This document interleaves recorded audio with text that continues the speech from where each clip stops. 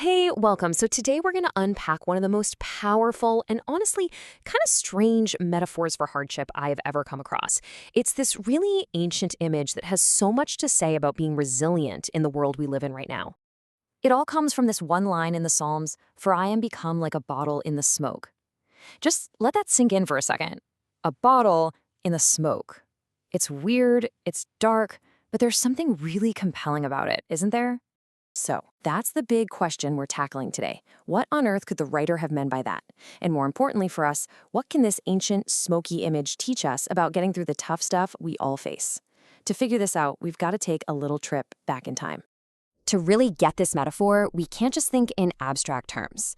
First, we have to imagine what the person who wrote this was literally seeing.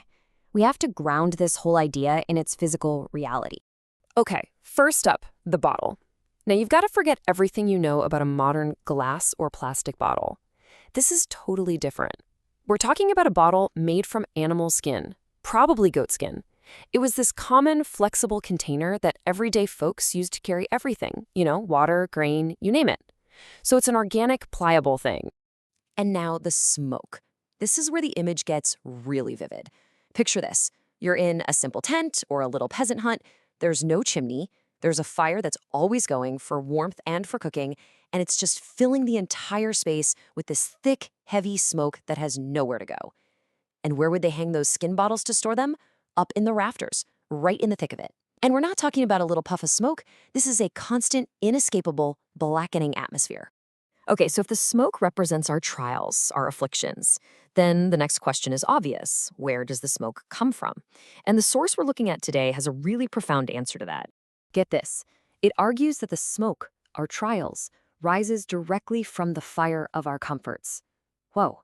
In other words, the very things that give us warmth and joy in life are the exact same things that create our challenges and our sorrows. And this points to a huge tension in our lives, doesn't it? Just think about it. The fire of having a family and deep relationships, well, that also produces the smoke of worrying about them, or the grief when we lose them. The fire of success and wealth creates the smoke of anxiety and the stress of keeping it all going. Even the fire of a deep spiritual joy can create the smoke of doubt or the fear that you might lose that feeling. You just can't have the fire without the smoke. And what this really means is that trials aren't some weird mistake. They're a fundamental part of being human.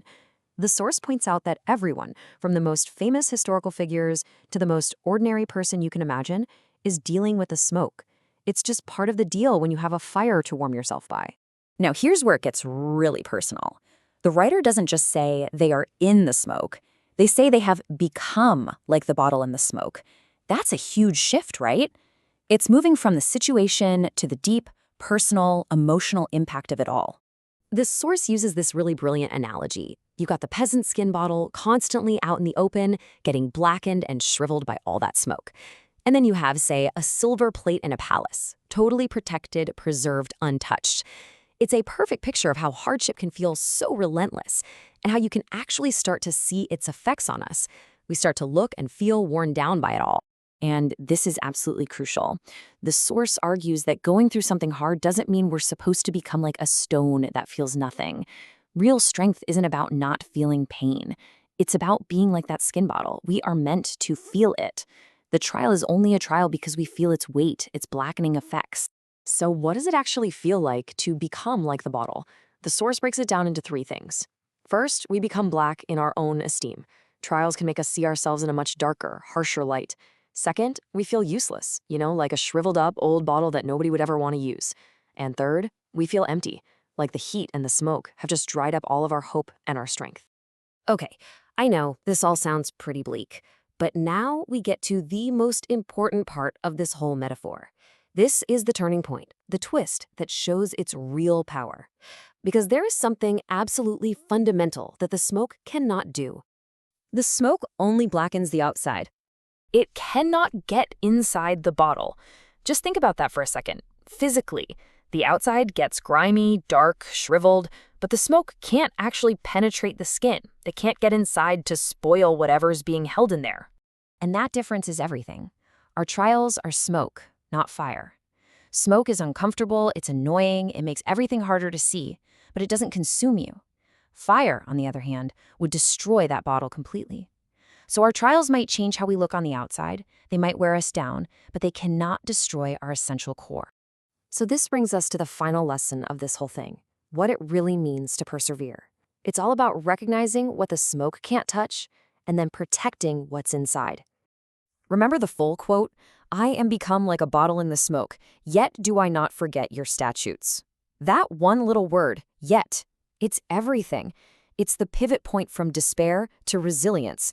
Despite feeling blackened and useless and empty, there is something the writer refuses to let go of. So what are these statutes? Well, the source defines them as the essential things held safely inside the bottle. And you can think of it in two ways. First, our core principles and our integrity, the things we just refuse to compromise on no matter what.